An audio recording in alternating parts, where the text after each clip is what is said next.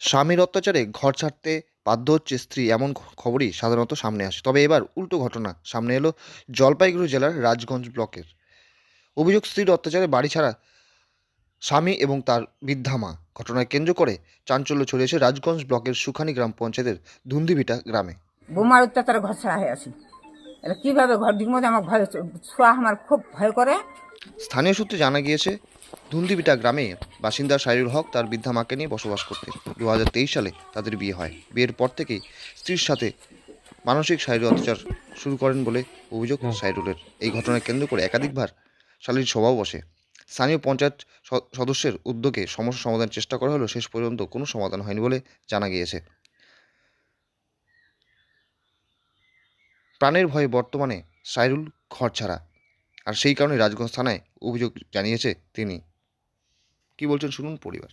এ হওয়ার শুরুতেই পুরা ঝঞ্ঝাট, বউ আমাকে অশান্তি করে, টর্চারিং করে, মারধর করে। আমি প্রধানকে চিঠি দিয়েছি, 9-10 বার মিটিং বসেছি, কোনো সুরা করতে পারেনি কেউ মোর সাথে। আমাকে মারে ফেলার হুমকি এবং পুরা মার দিয়ে মারবেই মারে। কি কারণ? কারণটা ওইখানে ওই তো মিটিংয়ে ডাকাই, তখন কিছু বলে না যে ঠিক আছে আর এরকম করবো না, এরকম বাস হয়ে গেল, মানুষ চলে গেলো, আবার শুরু করে দেয়, ফের এরকম করে শুরু করে দেয়। বাধ্যাত পরে আমি হয়ে গেছি, থানাতে কমপ্লেন করছি। থানাও বলছে তো মেয়ের এগেন্সে তো কোনো কেস হয় না, তো দেখা যাক কি করা যায়। বর্তমানে কি শ্বশুর বাড়িতে লোকজন এসে মার দুইটা ক্যামেরা ছিল, ওগুলা ভাঙে মায়ের দর দিয়ে অন্যখানে নিয়ে গিয়ে মানে আমাকে মারে ফেলবে আর বাঁচায় রাখবে না। এই ঘটনা। এখন কোথায় থাকো? এখন আমি বাড়ির বাইরে আছি, বাড়িতে যেতে পারি না। এখন রাস্তাঘাটে পাওলো বলে মারে দিবে, কিছু প্রমাণ আমার কিবা করছে, নষ্ট করে দিয়েছে, যার জন্য আমি এখন দিশাহারা। এখানে না, তোমাদের বাড়ি থেকে বের করে দিয়ে কে? আমার মা আর আমি, এই দুইজন বর্তমান বাড়িতে থাকতে পারি না। কোথায় থাকো তাহলে? মামার বাড়িতে। এখন কি চাইছো তুমি? এখন চাইছি ওকে ধরে তার সংসার হবে না, মারে ফেলতে চায়, এখন মারবেই, ওটাই উদ্যোগ নিয়েছি। 20 কিলো আছে হাতে, 20 কিলো আছে মারেছে। ওকে কি করে রাখা যায়? যখন বাড়িতে ছিলে তখন কি মারে প্রতিনিয়ত কাতাল, ছাড়ে যা। কোনো সময় ছেড়ে যায়, কোনো সময় কি করে বলে, কোনো সময় ছোয়াকে মার দেয়, বলে ছোয়াকে মারবো, নিজে মরবো, বিষ খায়, আগে পাগলামি করে, পুরো পাগলামির মতন ব্যবহার করে। বিষয় শ্বশুর বাড়ি জানে, মিটিং হচ্ছে, 10 বার মিটিং হয়েছে, তো 10 বারের মিটিংয়ের মধ্যে কোনো লিখিত দেয়নি, মিটিং করে চলে যায়। মেয়ে বলছে ঠিক আছে এরকম আর করবো না, কিন্তু কোনো সুরা হয়নি।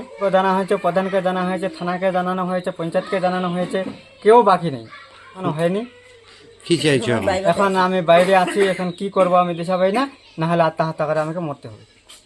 কি নাম তোমার? আমার নাম সাইরুল হক। মনে না ভুলে ভয় করে। কেন?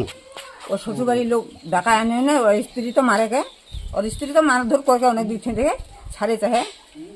মিটিং ফিটিং করি, ওইভাবে লোক বুঝা দিয়ে যায়, কিছু আর করবে না, ঘুরে চলে যায়, ঘুরে আর অত্যাচার করে। এলা ওর বউ বাড়ি যায় না, খালি মোর ছোড়া খালি দাঁড়াইছে না। হ্যাঁ, ওমরা ওসে এনে কায়দে ফোন করল, ওসে এনে 10-12 জন লোক ওসে এনে সব মানে আল্লাহ হাল্লা চিল্লা করবে, টুটি চিপে দেয়, ও ঘাট ধরে, কলার ধরে, চুল ধরে, হাতলা বান্ধাবান্ধি করে, কত ছাগল চাবিটা দেন ছিনদাইয়ের মতো করে, আর ধরে তুলে চলে যাবা চাহে কিবা গেঠাহারা কত ওখানে এলাকা পুরা মারছে, এনে বাঁকা টাকা হেনে ওরতে শৈলে হেনে ও মারি ফিকে দিব যা হয়। কেন? কি বোমার অত্যাচারে ঘর ছাড়া হয়ে আছি। এটা কিভাবে ঘর দিক মধ্যে আমার ভয়, ছোঁয়া আমার খুব ভয় করে। ছোঁয়ার কোটি আমি বেড়াও, কোন ঘুরিতে ছোঁয়া আমার কি করে, জীব হাত্তা করে না কিসে করে, ভয় লাগে। ওই কোটি বাইরে থেকে বলে শুনেছি, বলে বাইরে থেকে বলে লে যাওয়া গিয়ে হলে মারে দিবে বলে। বেশ কিছুদিন আগে আসছিল আমার কাছে একটা অ্যাপ্লিকেশন নিয়ে, স্বামী বোমা নিয়ে কি একটা অশান্তি ছিল। তার পরবর্তীতে আমরা উপপ্রধান যে ছিল সেই এরিয়ার মধ্যেই ছিল মেয়ের বাপের বাড়ি। তা আমি উপপ্রধানকে বলছিলাম যে ব্যাপারটা দেখে নিতে।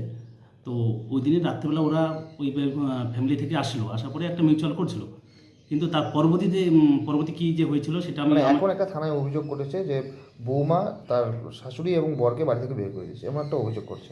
বিষয়টি কি আপনার জানা আছে? না, এই বিষয়ে আপনাদের কাছ থেকে আমি ব্যাপারটা জানতে পারলাম। এখন জানি না পরবর্তীতে যদি কোনো রকম সমস্যা হয় আমি তো ব্যাপারটা দেখব। পরবর্তীতে আপনাকে জানাই না, পরবর্তী আমাকে সেইভাবে কিছু জানাই না।